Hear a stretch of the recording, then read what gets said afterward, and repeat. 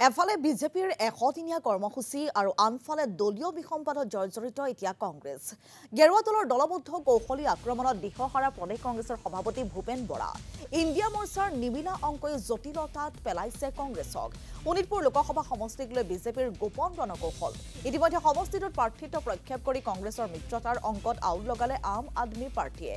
তৃণমূল কংগ্ৰেছেও দাবী বিচাৰিছে শোণিতপুৰ সমষ্টি। লোকসভা নিৰ্বাচনৰ প্ৰাক্ষণত অধিক আকৰ্ষণীয় হৈছে এতিয়া শোণিতপুৰ সমষ্টিৰ হিচাপ নিকাজ। আৰু সবিশেষ জনাব এই সন্দৰ্ভত আমাৰ সাংবাদিক অৰ্ণৱ নাথে। ইতিমধ্যে শোণিতপুৰ লোকসভা সমষ্টিৰ বাবে আপে প্ৰাৰ্থিত্ব প্ৰদান কৰিছে ঋষিৰাজ কন্দিন্যক। কিদৰে ঋষিৰাজ কন্দিন্য সাজু হৈছে নিৰ্বাচনৰ বাবে, যিহেতু ঋষিৰাজে দীৰ্ঘদিনৰ পৰাই সমাজৰ বহু কাম কৰি আহিছে বুলি ইতিমধ্যে প্ৰচাৰ হৈছে আৰু তাকে লৈ সেই আশালৈ ঋষিৰাজে এতিয়া যুদ্ধক্ষেত্ৰত নামি পৰিছে। প্ৰচাৰ আৰম্ভ কৰিছে ঋষিৰাজে।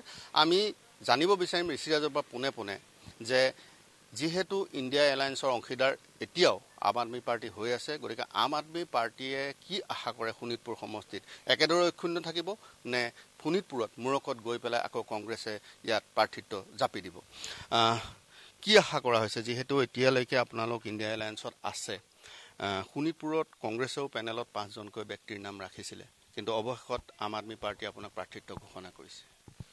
বিৰোধী ঐক্য মঞ্চ অটুট আছে আৰু আমি ভাৰতবৰ্ষৰ ভিতৰত প্ৰথম 3টা সিট পাঞ্জাব আৰু দিল্লীত চৰকাৰ থকা সত্ত্বেও অসমলৈ চোৱাটো এটা খুব শুভ লক্ষণ। এইবাৰ শোণিতপুৰবাসী ৰাইজকে আদি কৰি গুৱাহাটী আৰু ডিব্ৰুগড়বাসী ৰাইজলৈ কেজৰিৱালৰ গেৰেণ্টি আহি আছে।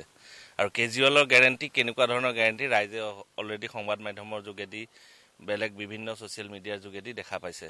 গতিকে অৰবিন্দ কেজৰিৱাল দেৱে অসমৰ ফালে যিটো আগতে কোৱা যায় যে দিল্লীৰ ৰাজনৈতিক নেতাই অসমৰ ফালে নৰ্থ ইষ্টৰ ফালে মাহীআই দৃষ্টিৰে চায়, এইবাৰ মাহীআই দৃষ্টিৰে নহয়, নিজৰ আপোন ভাই ককাই হিচাপে যিটো চাই পেলাই প্ৰাৰ্থী ডিক্লেয়াৰ কৰাৰ লগে লগে সকলো ৰাইজ উৎফুল্লিত। কাৰণ কি কেজৰিৱালৰ গেৰেণ্টি আহিছে। কেজৰিৱাল দেৱ এজন এনেকুৱা নেতা যোনে আজিলৈকে ৰাইজক কথা দি কথা ৰাখিছে। বাকী নেতাসকলৰ সকলো ধৰণৰ ভুৱা প্ৰতিশ্ৰুতিৰ জেগাত কেজৰিৱালৰ সকলো কথাই একোটা গেৰেণ্টিলৈ পৰ্যবেক্ষিত হৈছে। গতিকে আমি অত্যন্ত সুখী আৰু বিৰোধী ঐক্য মঞ্চ অটুট আছে। বিৰোধী ঐক্য মঞ্চৰ লগত আমাৰ খুব সঘন বৈঠক আছে, এই কাইলৈও বৈঠক আছে। গতিকে বাকী দলসমূহে কিজানি নিশ্চয় আমাৰ লগত সহযোগ কৰিব বুলি আশা ৰাখিছোঁ। যদি মূৰকত কংগ্ৰেছে প্ৰাৰ্থী ইয়াত জাপি দিয়ে, 2জনকৈ বা 3জনকৈ প্ৰেমলাল গঞ্জু, RP শৰ্মাকে আদি কৰি কেইবাজনো চৰ্চাত আছে, যদি জাপি দিয়ে কি হ'বগে?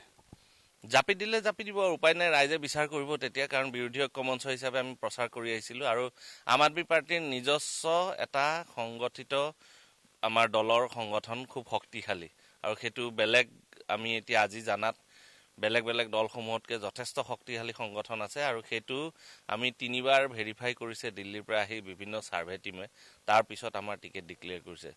আৰু সেই হিচাপে শোণিতপুৰ সমষ্টিত আমাৰ সাংগঠনিক ভেটি অতিকৈ সুদৃঢ় আৰু সেইটো আমি অতীজৰ পৰা প্ৰমাণ কৰি আহি আছোঁ। আৰু আছিল তেজপুৰ সমষ্টিৰ সামগ্ৰিক ৰাজনৈতিক প্ৰেক্ষাপট। ধন্যবাদ জনাইছোঁ অৰ্ণৱ নাথ।